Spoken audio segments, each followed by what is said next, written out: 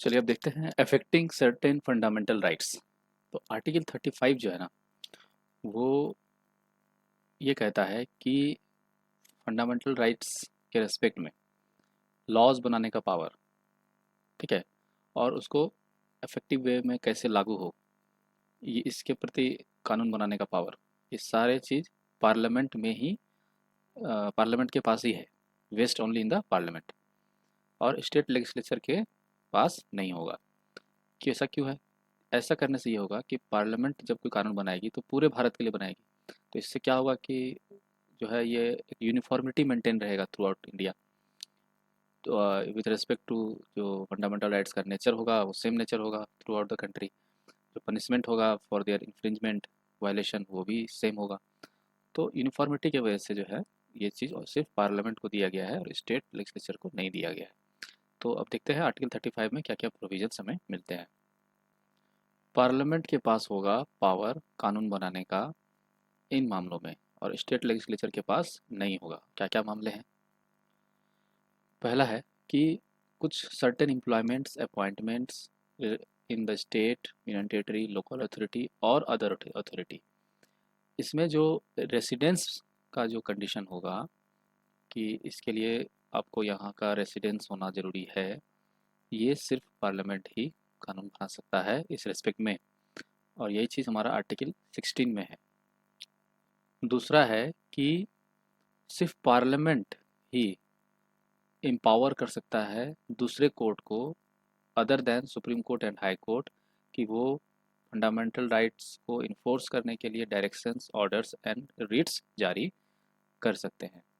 तो other courts के लिए ये चीज़ पार्लियामेंट ही पावर दे सकता है, other than supreme court and high court को छोड़ के। ठीक है, तो ये आर्टिकल हमारा 32 में है।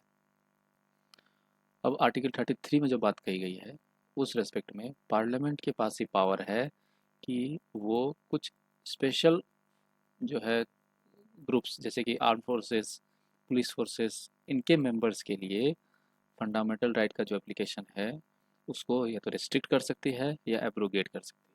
तो ये पावर भी सिर्फ पार्लियामेंट के पास है और इसके प्रति कानून भी सिर्फ पार्लियामेंट बना सकती है।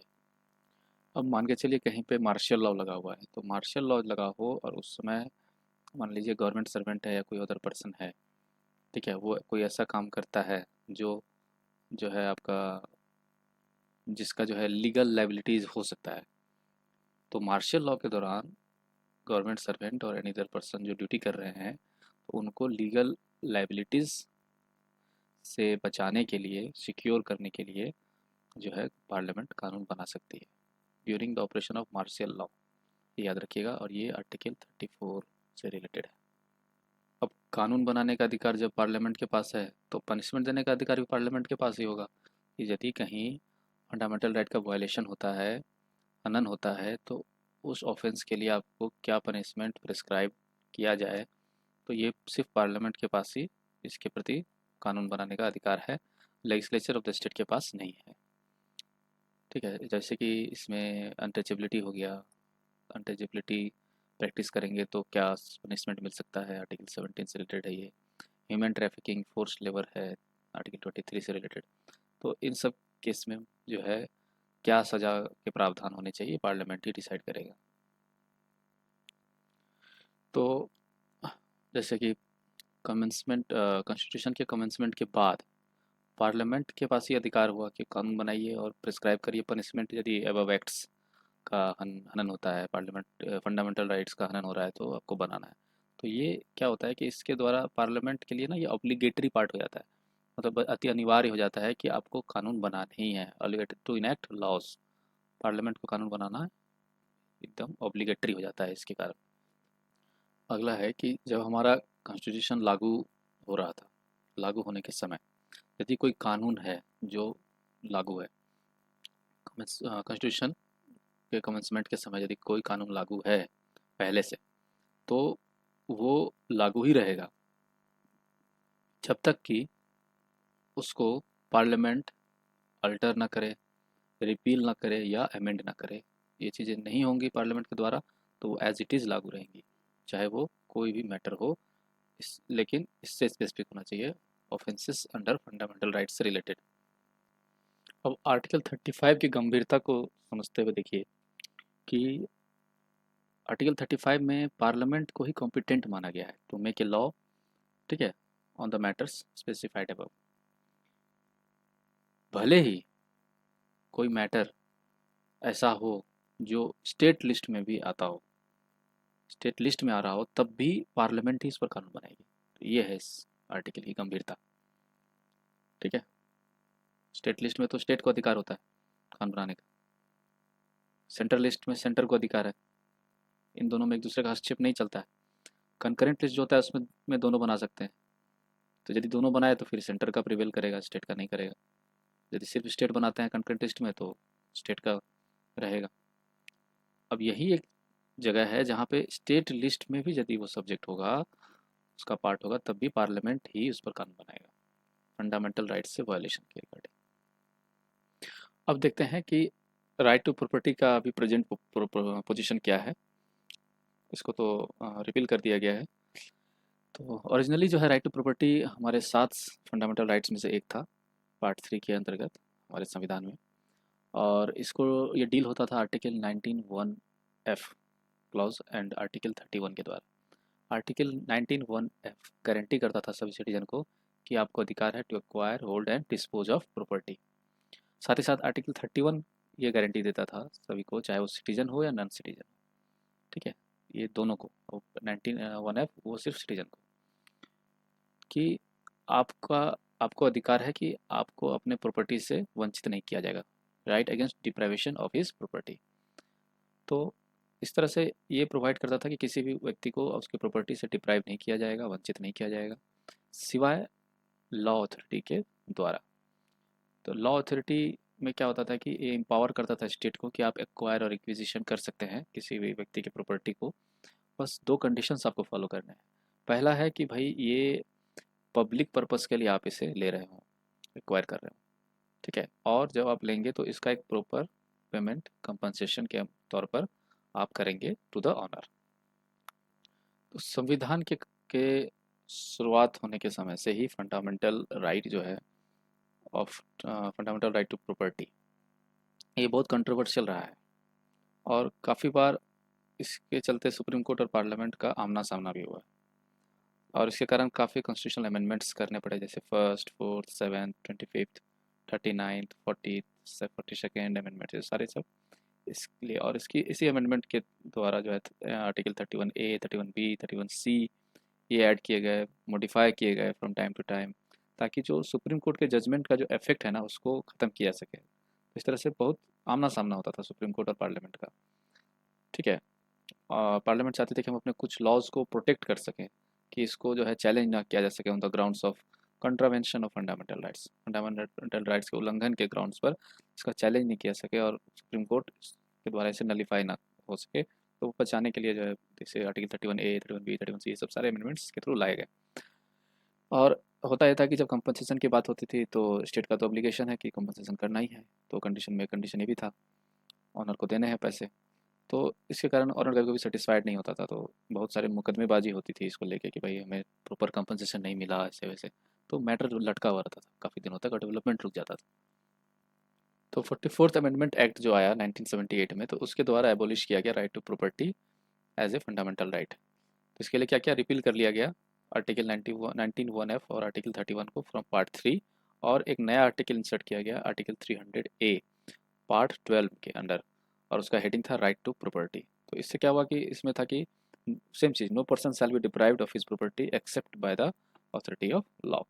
तो राइट टू प्रॉपर्टी जो है वो अभी भी है, और वो एक लीगल राइट के तौर पे है, और कह सकते हैं कॉन्स्टिट्यूशनल राइट हमें मिला हुआ है। लेकिन अब ये फंडामेंटल राइट नहीं रहा, no longer a fundamental right. और जब फंडामेंटल राइट नहीं रहा तो ये जो बेसिक स्ट्रक्चर जो है कॉन्स्टिट्यूशन का उसका भी हिस्सा नहीं रहा।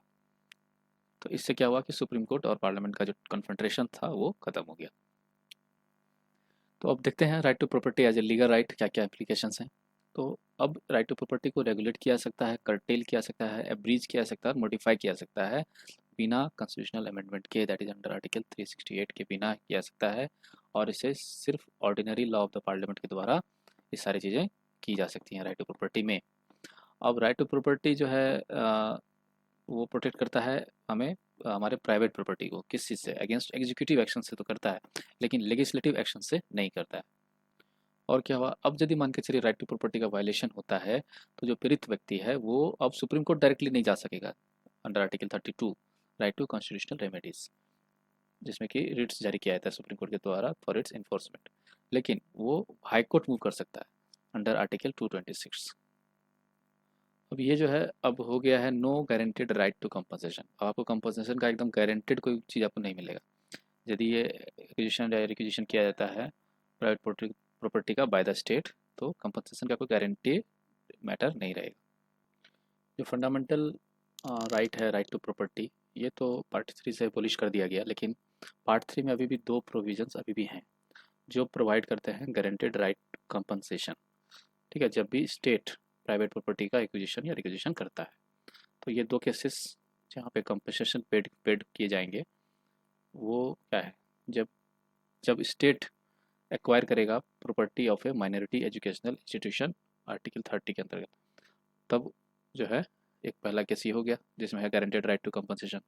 दूसरा है कि जब स्टेट एक्वायर करेगा लैंड जो कि किसी व्यक्ति के पर्सनल कल्टीवेशन के अंडर आता है, और जो लैंड है वो जो हमारा जो लॉ के हिसाब से जो सीलिंग लिमिट है उसके अंदर होना चाहिए।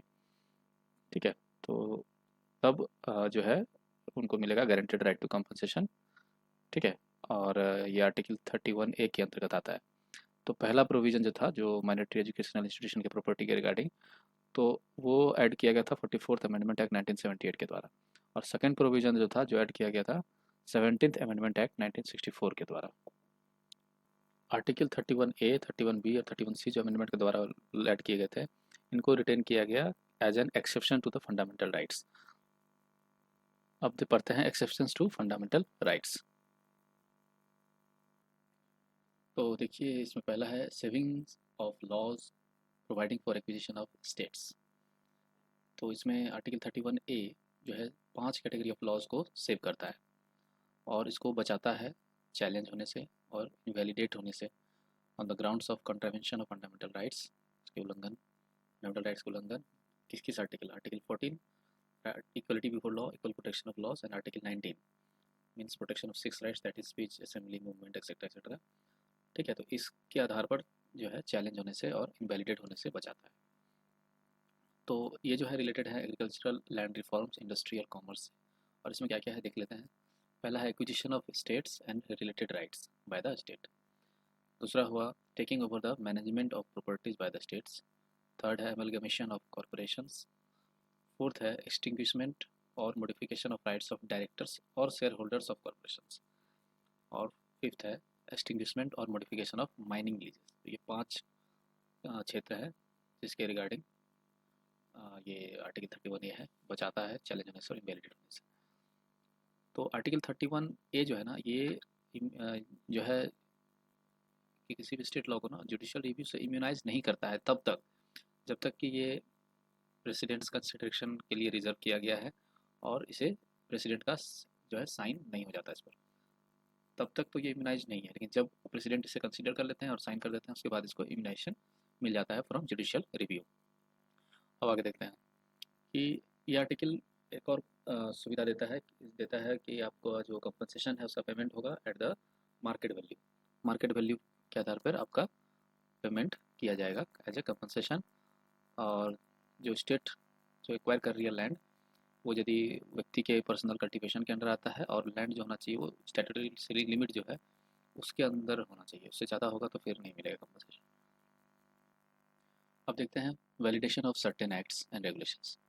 आर्टिकल 31B बचाता है एक्ट्स एंड रेगुलेशंस जो इंक्लूडेड है 9th शेड्यूल, इनको चैलेंज और इनवैलिडेट होने से बचाता है और on the grounds of contravention of any of the fundamental rights. पहले वाले में था अंडर आर्टिकल 14 एंड 19, इसमें है any of the fundamental rights. किसी फंडामेंटल राइट का उल्लंघन होगा तो उसे 9th शेड्यूल में यदि डाल दिया जाए तो वो उसे बचा लिया जाएगा from being challenge and invalidated. ठीक है, अब जो स्कोप है आर्टिकल 31B का वो वाइडर है, आर्टिकल 31A से ज़्यादा हो जाता है। आर्टिकल 31B जो है वो किसी भी लॉ को इम्यूनाइज कर सकता है यदि उसे 9th शेड्यूल में इंक्लूड कर दिया गया। ठीक है, from all the fundamental rights. और ज़रूरी नहीं है कि ये चाहे वो आर्टिकल 31A के जो 5 कैटेगरीज स्पेसिफाई किए गए थे उसके अंडर फॉल करते हैं तब भी, और नहीं करते हैं तब भी उसको यहाँ पे इम्यूनाइजेशन मिल जाएगा।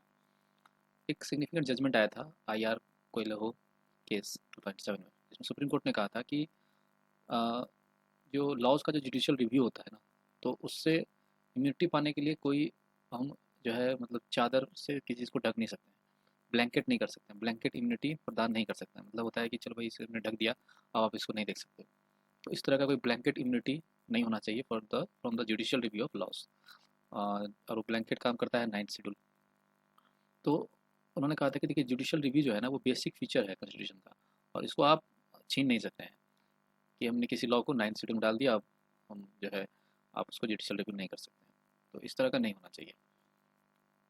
और जो भी लॉज प्लेस्ड हुए हैं 9th शेड्यूल में आफ्टर अप्रैल 24 1973, सुप्रीम कोर्ट ने कहा है कि वो ओपन है चैलेंज के लिए यानी कोर्ट, यदि उनका वायलेशन होता है फंडामेंटल राइट के रिस्पेक्ट में, और जो गारंटेड फंडामेंटल राइट्स है आर्टिकल 14, 15, 19 और 21, या फिर basic structure of the constitution के वायलेशन के रिस्पेक्ट में यदि कुछ होता है तो वो ओपन टू चैलेंज है इन कोर्ट। अब ये 24 अप्रैल 1973 का डेट क्यों दिया गया? ये इसलिए दिया गया क्योंकि 24 अप्रैल 1973 को ही सुप्रीम कोर्ट ने पहली बार उछाला था ये डॉक्ट्राइन ऑफ बेसिक स्ट्रक्चर, इस थ्योरी को, या फिर कह सकते हैं basic feature of the constitution के बारे में सुप्रीम कोर्ट ने पहली बार जिक्र किया था। एक लैंडमार्क वर्डिक्ट था ये in the Keshav Nanda Bharati case. और जो 1951 में जो है 9th शेड्यूल में 13 एक्ट्स एंड रेगुलेशंस थे, और आज के डेट में 2016 में ये बढ़कर 282 हो गए हैं। ठीक है, तो इसमें जो है जो कुछ एक्ट्स एंड रेगुलेशन जो है स्टेट लेजिस्लेचर से रिलेटेड है, और वो डील करते हैं land reforms and abolition of the zamindari system, और बाकी जो है वो पार्लियामेंट से डील होता है, उनका जो अदर मैटर्स हैं वो पार्लियामेंट का डीलिंग है। अब देखते हैं saving of laws giving effect to certain directive principles. Article 31C कहता है, इसको इंसर्ट किया गया था 25th अमेंडमेंट एक्ट 1971 के द्वारा।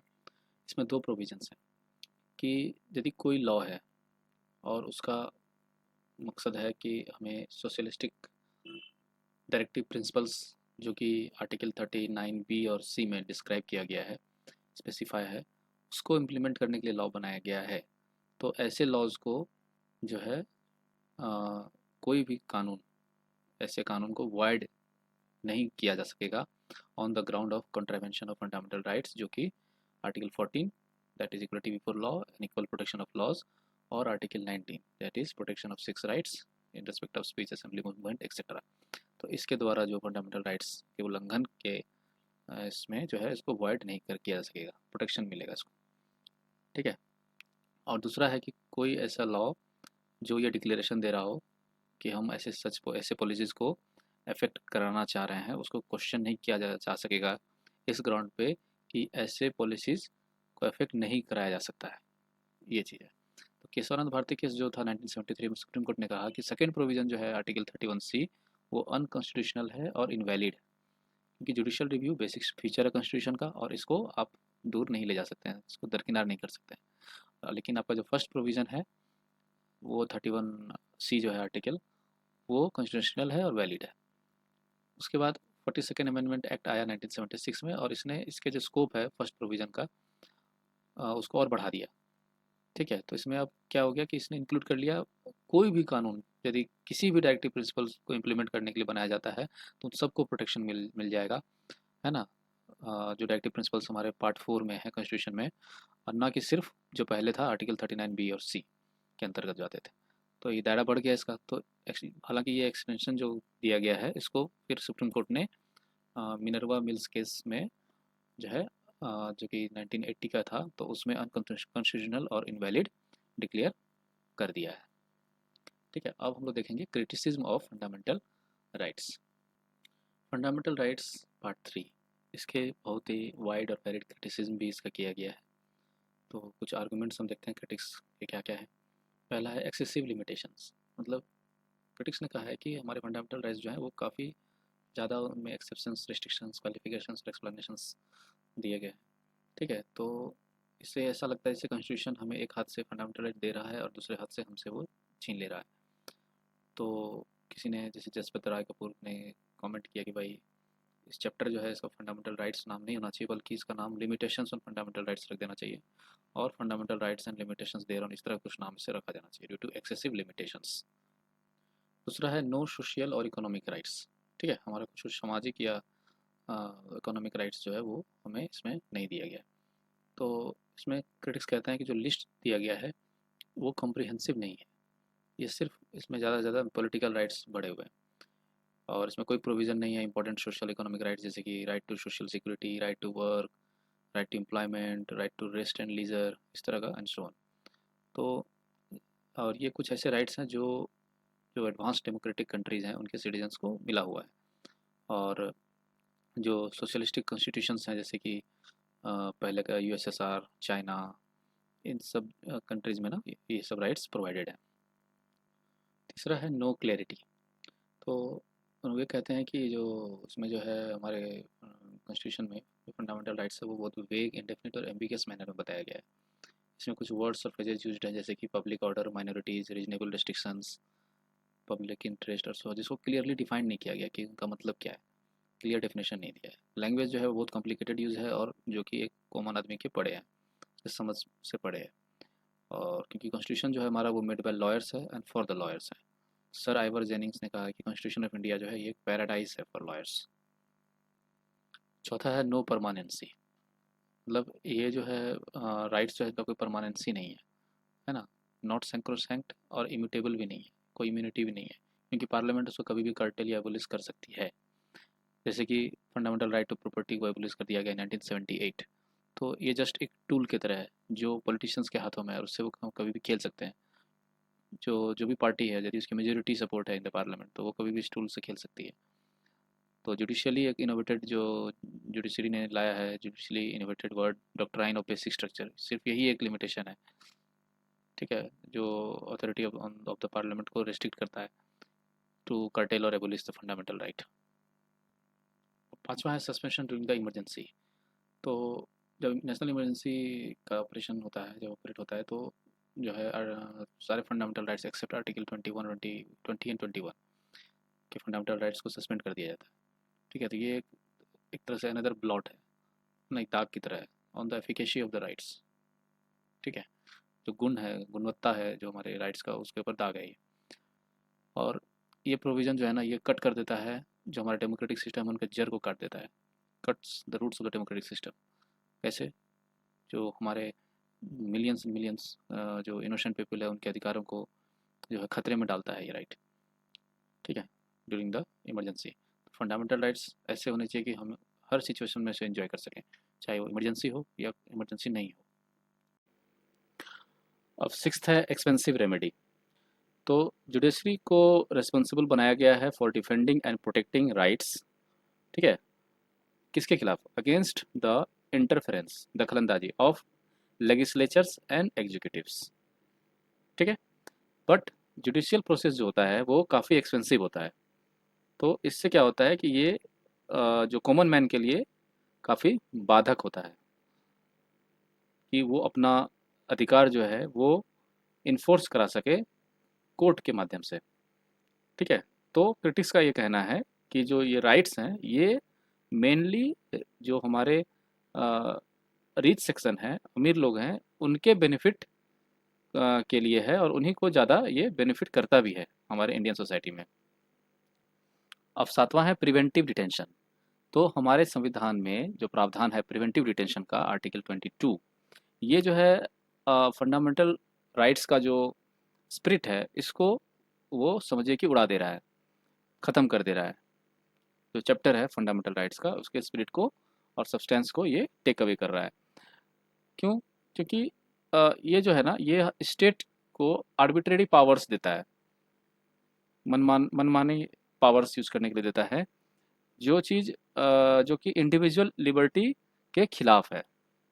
और कॉन्स्टिट्यूशन ऑफ इंडिया जो है वो स्टेट के जो अधिकार हैं उसके साथ, और जो स्टेट के अधिकार हैं प्लस जो इंडिविजुअल के अगेंस्ट हैं वैसे स्टेट के अधिकार, उसके साथ ज़्यादा डील करती है, और जो हमारे इंडिविजुअल के अधिकार हैं स्टेट के अगेंस्ट उसके साथ इसका कम ताल्लुकात है कॉन्स्टिट्यूशन ऑफ इंडिया का। तो ऐसा क्रिटिक्स का कहना है। तो अब वर्ल्ड में कोई भी डेमोक्रेटिक कंट्री नहीं है ऐसा जिसमें प्रिवेंटिव डिटेंशन जो है वो संविधान का एक अंदरूनी हिस्सा हो, इंटीग्रल पार्ट हो, जैसा कि हमारे भारत में देखने को मिलता है। अब हमारा 8वां है नो कंसिस्टेंट फिलोसॉफी। ठीक है, तो क्रिटिक्स का कहना है कि जो चैप्टर है फंडामेंटल राइट्स पे वो किसी फिलोसॉफिकल प्रिंसिपल का प्रोडक्ट नहीं है, उसका उत्पन्न नहीं है वो। तो जैसे कि सर आइवर जेनिंग्स ने कहा है अपना व्यूज़ में कि फंडामेंटल राइट्स जो इंडियन कॉन्स्टिट्यूशन में प्रोक्लेम किया गया है वो किसी फिलो जो सिद्धांत कंसिस्टेंट सिद्धांत पर आधारित नहीं है। ठीक है, तो इससे क्या होता है, सुप्रीम कोर्ट और हाई कोर्ट को के सामने मुश्किलात आते हैं, दिक्कत होती है कि फंडामेंटल राइट्स को कैसे इंटरप्रेट करें। ये दिक्कत उनके सामने बार बार आती रहती है। अब देखते हैं सिग्निफिकेंस ऑफ फंडामेंटल राइट्स। तो अभी हमने देखा क्रिटिसिज्म और शॉर्ट कमिंग्स, तो इसके अलावा फंडामेंटल राइट्स के महत्व भी हैं, सिग्निफिकेंस भी हैं। जैसे पहला है, ये हमारे जो देश है उसके डेमोक्रेटिक सिस्टम का बेड रॉक है ना, शिला जिस बोलते हैं ना, फाउंडेशन है। ठीक है, और ये मटेरियल एंड मोरल प्रोटेक्शन किसी भी मैन के लिए ये नेसेसरी कंडीशंस प्रोवाइड करता है। और इंडिविजुअल लिबर्टी का जो है, इंडिविजुअल लिबर्टी के लिए बहुत ही मजबूत बांध की तरह काम करता है। ठीक है, फॉर्मिडेबल बुलवर्क की तरह काम करता है इंडिविजुअल लिबर्टी। और ये हमारे देश में रूल ऑफ लॉ को स्टेब्लिश करने के लिए मदद करता है, तथा ये इंटरेस्ट जो है माइनॉरिटीज़ के और weaker section of the society को उनके रक्षा करता है, प्रोटेक्ट करता है। और हमारे इंडियन स्टेट के सेकुलर फैब्रिक जो है उसको ये मजबूती प्रदान करता है। और कोई गवर्नमेंट अथॉरिटी के एब्सोल्यूटनेस को ये कर रोकथाम करता है, चेक करके रखता है कि हम सर्वोपरि नहीं हैं। तो अब ये जो है हमारे जो सोशल इक्वलिटी और सोशल जस्टिस है, इसके शिलान्यास जो होता है, फाउंडेशन स्टोन, उसके उसके रखने का भी काम ये करता है। और इंडिविजुअल्स के डिग्निटी और रेस्पेक्ट को ये इंश्योर करता है। अच्छा, इसके बाद अ, किसी भी पॉलिटिकल और एडमिनिस्ट्रेटिव प्रोसेस में जन का जो है भागीदारी हो, पीपल का पार्टिसिपेशन हो, इस चीज़ को ये फैसिलिटेट करता है। अब देखते हैं rights outside part 3। Fundamental rights हमारे पार्ट 3 में है, और कुछ और भी राइट्स हैं जो कॉन्स्टिट्यूशन के अदर पार्ट्स में हैं।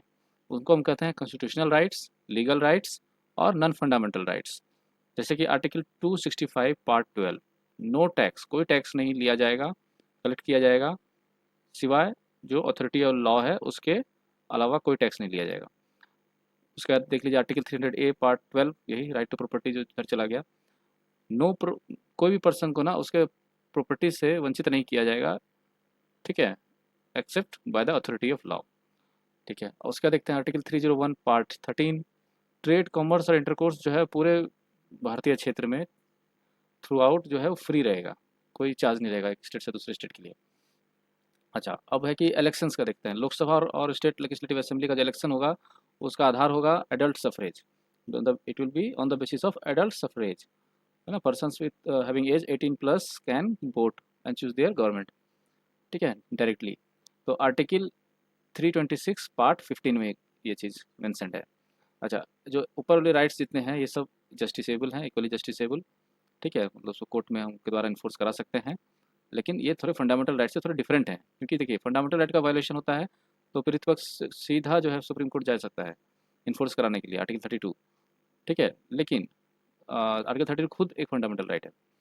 ठीक है, लेकिन जब ये कॉन्स्टिट्यूशनल राइट्स और लीगल राइट्स या नॉन फंडामेंटल राइट्स का उल्लंघन होता है तो एग्री पर्सन सीधा कॉन्स्टिट्यूशनल रेमेडी नहीं ले सकता है, मतलब सीधा सुप्रीम कोर्ट नहीं जा सकता है। हाँ, वो हाई कोर्ट में जा सकते हैं ऑर्डिनरी सूट के द्वारा, ऑर्डिनरी लॉ के द्वारा, और जो है वहाँ से उनको जस्टिस मिल सकता है। तो ये चीज़ है आर्टिकल 226 में, जो कि हमारा हाई कोर्ट का रीट जुरिडिक्शन के अंदर आता है। अब हम देखते हैं articles related to fundamental rights at a glance. देख लेते हैं आर्टिकल 12 जिसमें स्टेट के डेफिनेशन बताया गया है कि स्टेट का मतलब क्या हुआ। आर्टिकल 13 लॉज इनकंसिस्टेंट विद और in direction of the fundamental right. Article 14 equality before law. Article 15 provision of discrimination, grounds होगा रिलीजन, रेस, कास्ट, सेक्स और प्लेस ऑफ बर्थ। ये 5 हो गए, religion, race, caste, sex, place of birth. अच्छा, ये only होगा। Equality, article 16 equality of opportunity public employment में। Article 17 untouchability को एबॉलिश करना। 18 टाइटल एबोलिशन, ठीक है, ये हो गया राइट टू इक्वलिटी 14 टू 18। और right to freedom 19 protection of certain rights जैसे कि फ्रीडम ऑफ स्पीच, ये वो। Article 20 protection in respect of conviction for offences. Article 21 protection of life and personal liberty. Article 21A amendment के through आया है, right to education. और 22 protection against arrest and detention in certain cases. ये सारे हो गए 19 से लेकर 22 तक राइट टू फ्रीडम। अब आते हैं right against exploitation. 22 provision of traffic in human beings and force labour. Article 24 provision of employment of children in factories etcetera. ये दोनों हो गए राइट अगेंस्ट एक्सप्लॉयटेशन, अत्याचार के खिलाफ अधिकार। अच्छा, अब आता है right to freedom of religion, religion के अंदर 25 freedom of conscience and free profession practice and propagation of religion. 26 freedom to manage religious affairs. 27 freedom as to payment of taxes for promotion of any particular religion. Article 28 freedom as to attendance at religious instruction और religious worship in certain educational institutions. तो 25 से लेकर 28 तक हो गया right to freedom of religion. अब आते हैं कल्चरल एजुकेशनल राइट्स। ये माइनॉरिटीज़ के लिए होता है, protection of interest of minorities 23 29। 30 हो गया right of minorities to establish administer educational institutions. 31 हो गया कंपलसरी एक्विजिशन ऑफ प्रॉपर्टी, ये रिपील कर लिया गया है, ये भाई नहीं है। तो हमारा 29 और 30 हो गया कल्चरल एजुकेशनल राइट्स। ठीक है, ये आर्टिकल 300A में चला गया है ये right to property. Saving of certain laws, अब बचाने के लिए लॉज को, कुछ लॉज को बचाना है जुडिशल रिव्यू से, तो 31A 31B 31C 31D। तो saving of laws providing for acquisition of estates तो हो गया 31A में आ गया। और validation of certain acts and regulations 31B में आ गया। 31C में हो गया कि जो जो लॉज डायरेक्टिव प्रिंसिपल्स को इफेक्ट करा रहा हो, लागू करा रहा हो, उन लॉज को बचाना है, तो 31C।